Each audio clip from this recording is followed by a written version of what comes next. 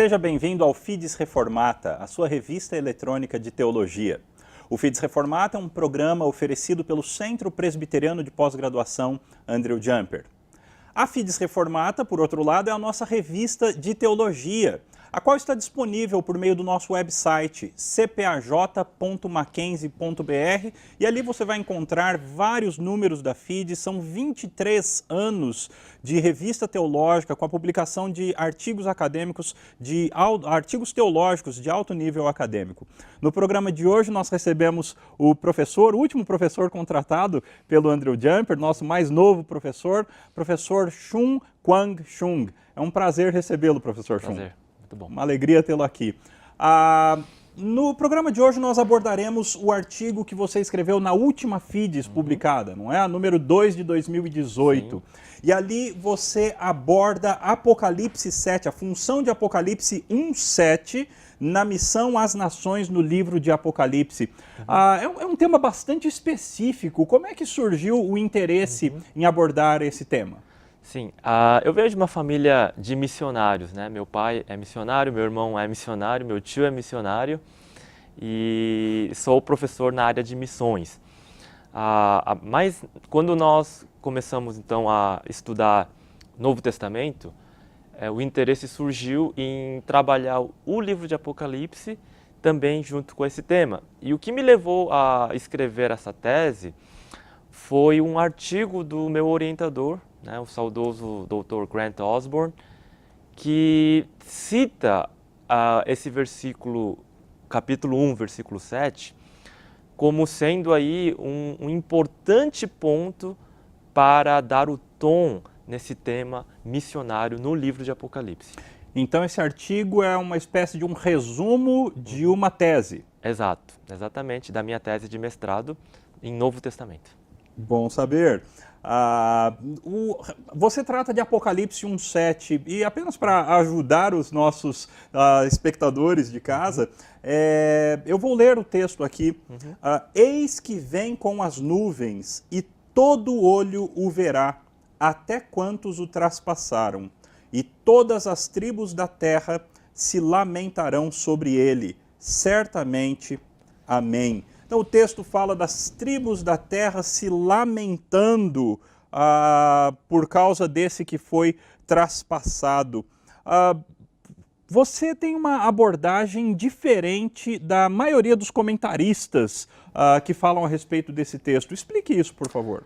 Em linhas gerais, esse versículo ele é conhecido como o Testimonia Tradictum, porque é uma compilação de 2 versículos do Antigo Testamento, especificamente Zacarias 12:10 e Daniel 7:13.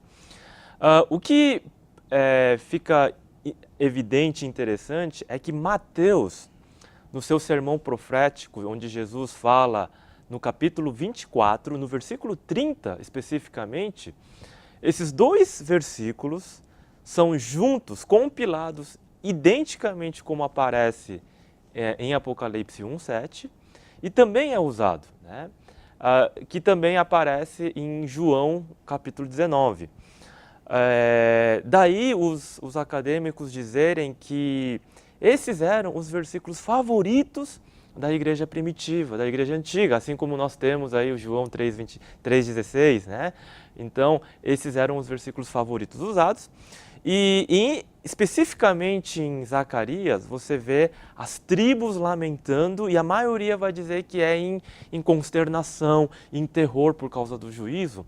Mas em algumas linhas de pesquisa, e eu defendo essa linha, que essa lamentação aí dos povos e das nações seria de pranto, de júbilo diante do arrependimento, diante da volta do Senhor. Então, Apocalipse 1:7, na verdade, está citando 2 textos do Antigo Testamento, sim, que seriam Daniel 7:13 e Zacarias 12:10. Sim. E isso você usou uma expressão latina, não é? Uma expressão, deixa eu anotar aqui, deixa eu ver aqui minha cola, é o Testimonia Tradition, ou Testimonia Tradition. O que significa essa expressão? Basicamente, eram os versículos usados pela igreja para testemunhar a sua fé. Então, nela você tem ali uma dualidade e uma ambiguidade bem contraditória a princípio, que seria a vitória, a volta, a soberania, a majestade do Cordeiro, voltando com as nuvens, que é o texto de Daniel. E por outro lado você vê Zacarias, o servo sofredor, aquele que foi traspassado, né? Então esses dois aspectos são trazidos juntos para dar o tom do testemunho da igreja primitiva. Muito interessante. Aliás, o artigo todo muito interessante. Você de casa, você tem acesso a esse artigo gratuitamente. Basta você entrar no nosso website cpaj.mackenzie.br e procurar ali FIDES Reformata e olhar o último número da FIDES, a FIDES número 2 de 2018.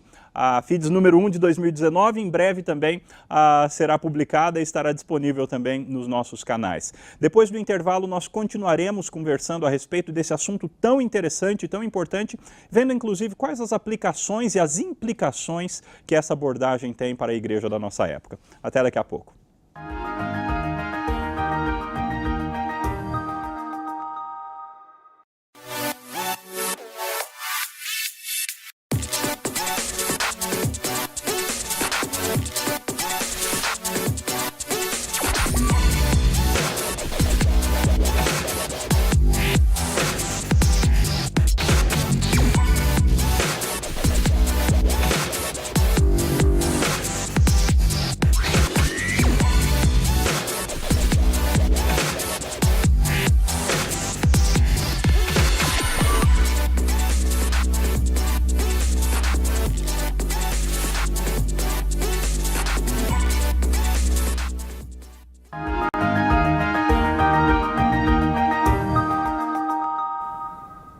Estamos de volta com o seu programa FIDES Reformata, a sua revista eletrônica de teologia. No programa de hoje nós temos o Dr. Shum, que tratou no seu último artigo da FIDES a respeito de Apocalipse 1:7.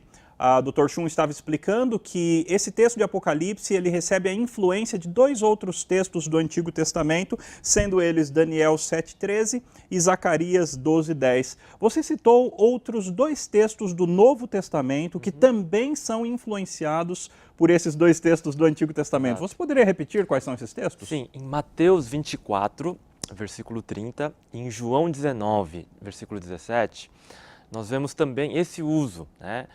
Em particular, em Mateus, você vê no final do sermão profético de Jesus, esses dois versículos sendo usados, e logo após isso acontecer, os anjos então vão para todos os cantos, os 4 cantos da terra, recolher todos os eleitos. Então, o sermão profético de Jesus termina num tom positivo, num tom de arrependimento, num tom onde as nações elas se convertem, as nações elas se veem diante do Cordeiro adorando. E em João nós vemos apenas a menção do traspassar de Cristo Jesus, né, na cruz, e citando o versículo lá de Zacarias. Esses textos, eles são aparentemente antagônicos, e você mesmo agora há pouco citou isso no nosso primeiro quadro. Fale um pouco mais a respeito disso. Esse antagonismo ou essa dualidade, ela é muito comum no livro de Apocalipse, porque os cristãos primitivos, eles passariam ou estava começando uma grande e sistemática perseguição da igreja. O Império Romano vinha, através dos seus imperadores, trazer esse período tão difícil para a igreja. E no momento onde, na realidade, eles estão vivendo perda de bens, morte, martírio, eles poderiam se questionar: onde está Jesus, onde está Deus? E o tema do livro todo de Apocalipse é manter essa tensão existente entre a realidade do sofrimento e o reinado de Cristo, que também jamais deixou de acontecer, né? Muito interessante. Então, Apocalipse 1:7, ele fala das tribos da terra se lamentando sobre aquele que foi traspassado.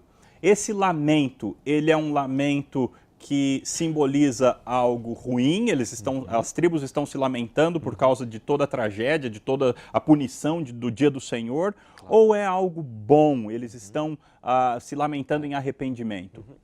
O termo grego kopsontai, ele foi traduzido para o português como lamentação, né? E quando a gente ouve apenas o sentido de lamentar, pode trazer essa conotação triste, de julgamento, de consternação. Mas é importante nós notarmos o contexto original lá no Antigo Testamento, em Zacarias 12. E o tom ali do povo é de arrependimento. Os habitantes de Jerusalém é que vão traspassar, né, essa figura messiânica. E quando eles se dão conta do que eles fizeram, eles têm um choro de arrependimento. E através desse choro de arrependimento, Deus produz uma graça, a misericórdia, e o Espírito Santo é derramado sobre eles. Então, no contexto original, é um tom muito mais positivo. E o que os comentaristas não observam muitas vezes é por que então João, em Apocalipse, teria tirado do seu contexto original esse texto que termina num tom positivo, né? Então, a lamentação ali dos povos e das nações, citada em Apocalipse, é uma mudança também deliberada do contexto original. Todas as famílias da terra que aparecem em Apocalipse, no contexto original seriam os habitantes de Jerusalém. E o Gregory Bill vai notar que essa mudança proposital é para nos lembrar de Gênesis 12, da promessa de que Deus tinha feito a Abraão, de que nele todas as famílias da terra seriam abençoadas. Então, essa mudança proposital e também você incluir esse lamento, voltando para o contexto original, seria um lamento de arrependimento, um choro de alegria, vamos dizer assim, diante da vitória do Cordeiro, com a sua vitória e a volta triunfante, que seria o tema de Daniel 7. Muito interessante. Quais seriam, então, as implicações e aplicações missiológicas de Apocalipse 1:7? Isso é muito relevante para os nossos dias, porque a igreja vive, por um lado, o triunfalismo da teologia da prosperidade, onde o crente não pode ficar doente, ele não pode sofrer. E por outro lado, você tem alguns crentes que não conhecem, não sabem a extensão da sua autoridade, porque Cristo deu essa autoridade como aqueles que reinam, aqueles que exercem a sua função como reino e também de sacerdotes. Então, a igreja precisa resgatar esse balanço adequado que o ofício messiânico, que ele unificou o rei e o sacerdote numa só pessoa. Como comunidade messiânica, a igreja hoje tem a autoridade de ser rei e sacerdote nos nossos dias. Falando de maneira bastante prática, o que isso significa? A igreja ser rei e sacerdote, o que isso significa na prática? Significa que em todos os ambientes onde o cristão está, ele tem todas as condições de exercer a autoridade espiritual ali, de abençoar pessoas ali, fazer o papel de ponte como era a do sacerdote, e ele pode, ao mesmo tempo, o sofrimento, a perseguição, a perda de bens muitas vezes, tudo isso não vai ser algo estranho diante dessa tensão que existe e deve existir na vida do cristão hoje também. Então, à luz de Apocalipse 1:7, por causa da sua referência tanto a Daniel 7:13 quanto a Zacarias 12:10, a igreja tem que aprender tanto a reinar e trazer a sua autoridade por causa de Cristo, mas a igreja também tem que aprender a sofrer e por meio desse reinado e sofrimento levar o evangelho para todas as nações. Perfeito. Graças a Deus. É uma alegria ter você no nosso programa. Obrigado. É uma alegria tê-lo como colega também no Jumper. Esse foi o seu programa Fides Reformata. No programa de hoje, nós entrevistamos o Dr. Shum a respeito de Apocalipse 1:7. O artigo do Dr. Shum está disponível na internet e você pode baixá-lo gratuitamente no website do Andrew Jumper, cpaj.mackenzie.br. Até o próximo Fides.